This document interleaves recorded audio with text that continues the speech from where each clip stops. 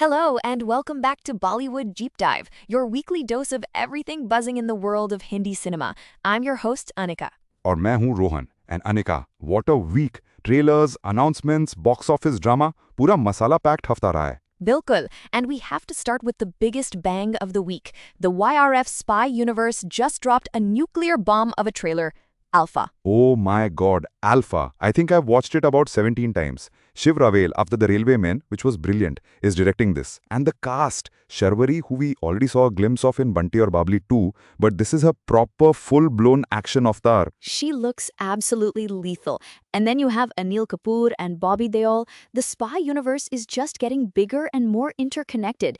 This is exactly what we've been waiting for. A proper, well-planned cinematic universe. Exactly. पहले Tiger था फिर Kabir from War then Pathaan और अब Alpha It feels like they're really building the blocks carefully.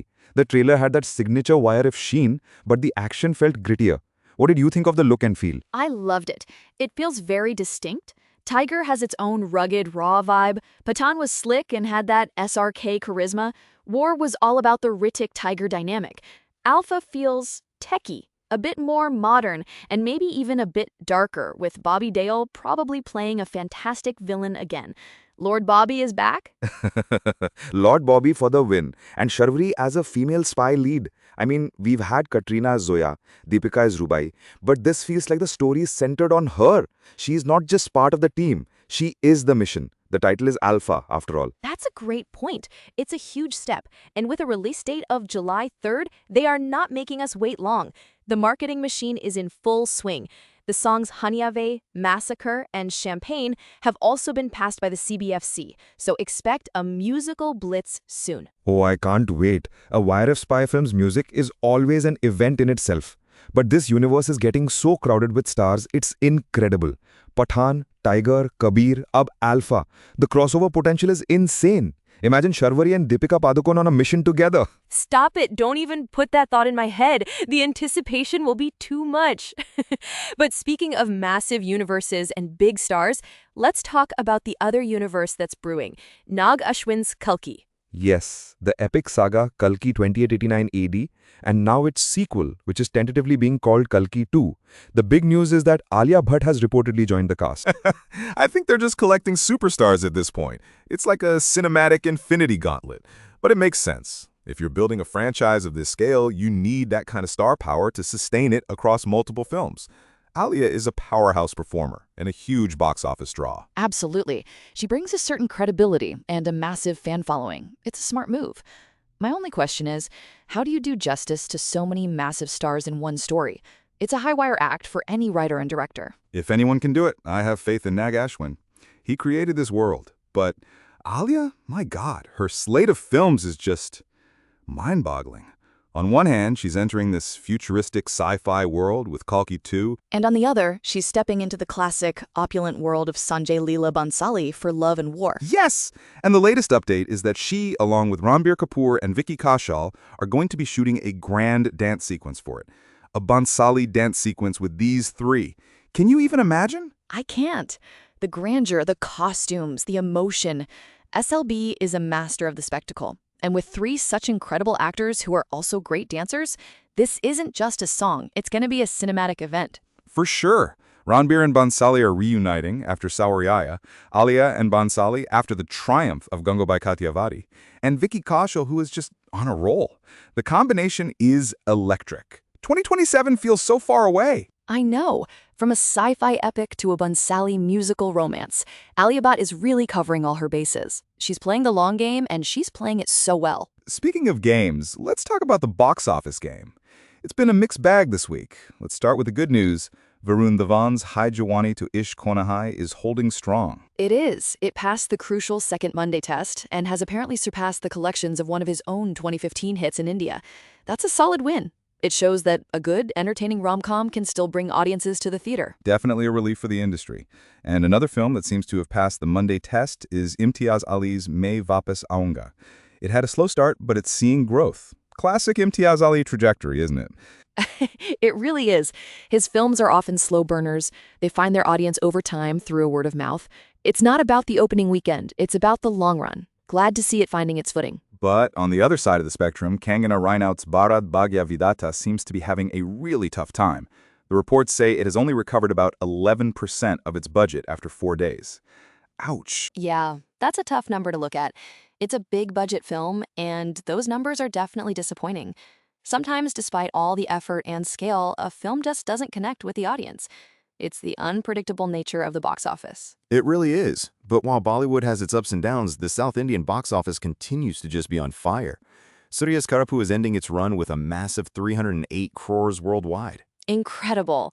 And Ram Charan's Petty has crossed 393 crores in just 11 days. And Mohanlal's Drishyam 3 is set to become Mollywood's third highest overseas grosser of all time. The numbers are just staggering. It's not even about pan-India anymore. It's just India. Good films are working everywhere, and it's amazing to see. This is also why we're seeing more collaborations, like Karan Johar's Dharma Productions making its Malayalam debut by presenting Prithviraj's film Odiyan. That's a very strategic and exciting move. It's a sign of the times. The walls between industries are not just crumbling, they've been bulldozed. It's all about telling good stories and getting them to the widest audience possible. Speaking of wide audiences, nobody has a wider reach right now than Allu Arjun. Did you see that headline? Prime Minister Narendra Modi apparently used the theme music from his upcoming film AA23 at an event. I did see that. That's a whole other level of pop culture influence. When your film's theme music makes it into a prime ministerial event, you know you've arrived. Pushpa really changed the game for him on a national level. Changed the game. He is the game now. But you know who else is in the headlines for a different kind of row? The New Dawn? Yes. The never-ending Dawn 3 discourse. The headline says, amid Dawn 3 row, Ranbir Singh takes his Rs 6.36 crore Ferrari for a spin. I find this framing so funny. Me too. What is the Dawn 3 row exactly? That some people are unhappy with the casting? And what does his Ferrari have to do with it? Actor, facing mild online criticism, continues to live his life. Exactly. It's such a non-story, but the juxtaposition is hilarious. I'm just picturing him scrolling through mean tweets in his Ferrari and being like, oh no. Anyway, it's peak celebrity journalism. It really is. But speaking of things that are a bit controversial, let's talk about the CBFC. Cocktail 2, the Shahid Kapoor, Kriti Sanon, and Rashmika Mandanna star, got an A certificate with some interesting cuts. Oh, I saw this. They had no visual cuts, which is good, but they changed the word Agni to Diya. Why? Is Agni too fiery for an adult film? I have no idea. Agni becomes Dia, and a reference, Jew on the Run, was censored.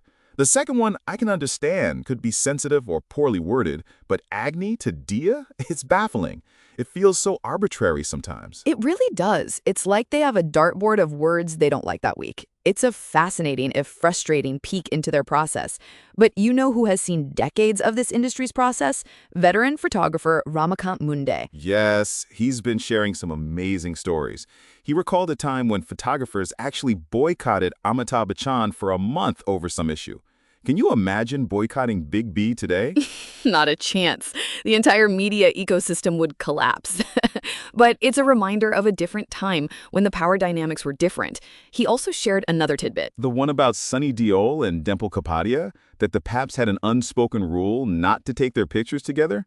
That's fascinating. It shows a level of respect and privacy that just doesn't exist anymore. It really doesn't. Today, a leaked photo of a couple is often a planned PR move. Back then, there were unwritten rules, a certain code of conduct. It's a lovely bit of nostalgia, actually. It is. It's like listening to industry folklore. And we have so many of those little stories this week, like Karisma Kapoor revealing that back in the day, actresses were scared to star opposite Madhuri Dixit in Dil To Pago Hai because nobody wanted to dance with her. I mean, can you blame them? It's Madhuri Dixit. You'd have to be a phenomenal dancer not to look like a background extra next to her. Full credit to Karisma for not only taking the role, but winning a national award for it.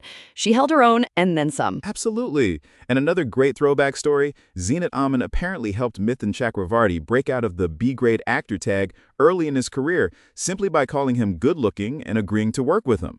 After that, other actresses started saying yes. The Zenith Amen effect. That's the power of an A-list star. One person's validation can completely change the trajectory of another's career.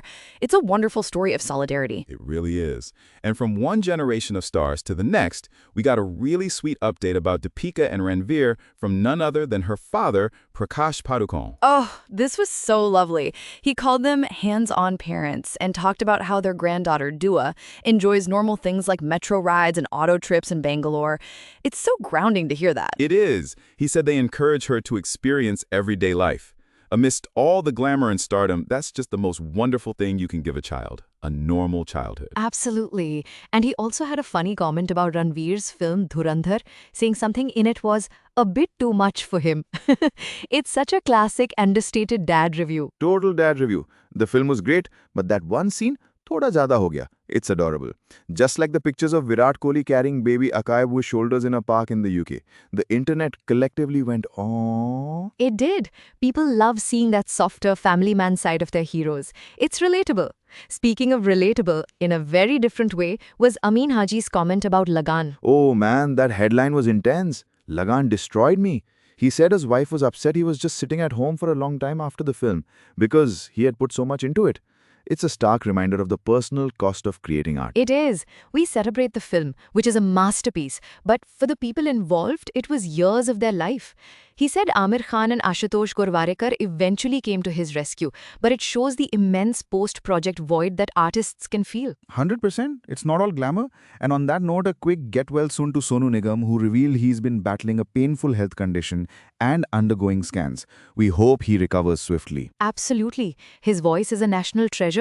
Switching gears to some interesting clarifications and statements this week, Dia Mirza stood by her comments that patriarchy caused the climate crisis after facing backlash. Yeah, she clarified her stance. It's a complex topic, and whether you agree or not, I respect her for engaging with the criticism and explaining her perspective rather than just ignoring it.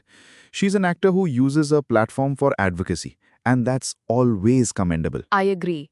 And another person in the news for introducing herself in a new way was Rashmika Mandana. At a scholarship event, she apparently introduced herself as Rashmika Mandana Devarkonda. Ooh, the plot thickens. Of course, it's led to a storm of speculation about her and Vijay Deverakonda. She could have just been having fun, or it could be a hint. Who knows? But it definitely got people talking. It certainly did. The rumor mill is always hungry. And the biggest grist for that mill this week might be the speculation around Jailer 2. Yes. So for months, the rumor was that Shah Rukh Khan would have a cameo in the sequel to Rajnikant's blockbuster. Now, the new report is that Hrithik Roshan might be doing that cameo instead. Wow. Okay, either one is a casting coup. SRK and Rajni in a frame would be historic. But Hrithik and Rajni, the style, the screen presence, the dance potential, that's an explosive combination. Right? It's a win-win for the audience. For now, it's just speculation, but it's fun to imagine. It's like fantasy football, but for movie casting. That's the perfect description. We're all just fantasy casting directors. Okay, we're almost out of time, so a few quick final headlines. Sharib Hashmi reminded fans that his film Phulu tackled the menstruation taboo before Padman. A valid point. Phulu was a smaller film, but it was an important one. Good on him for reminding people of its contribution. Farah Khan shared a hilarious anecdote that Akshay Kumar used to fly to the Tismar Khan set in a helicopter every day because it was so far, joking that he ate all my money. That is the most Akshay Kumar thing I've ever heard. Time is money, and he has a lot of money to save time. Makes perfect sense in a weird superstar way. And finally, a new trailer dropped for a Hotstar special called Preetham and Pedro from Rajkumar Hirani. Looks quirky and interesting. Oh, anything with Hirani's name attached is an instant watchlist ad for me. What a week it's been. From spy universes to family dramas, from box office hits to heartfelt confessions. It truly covers the entire spectrum of what makes this industry so fascinating. And that's all the time we have for today.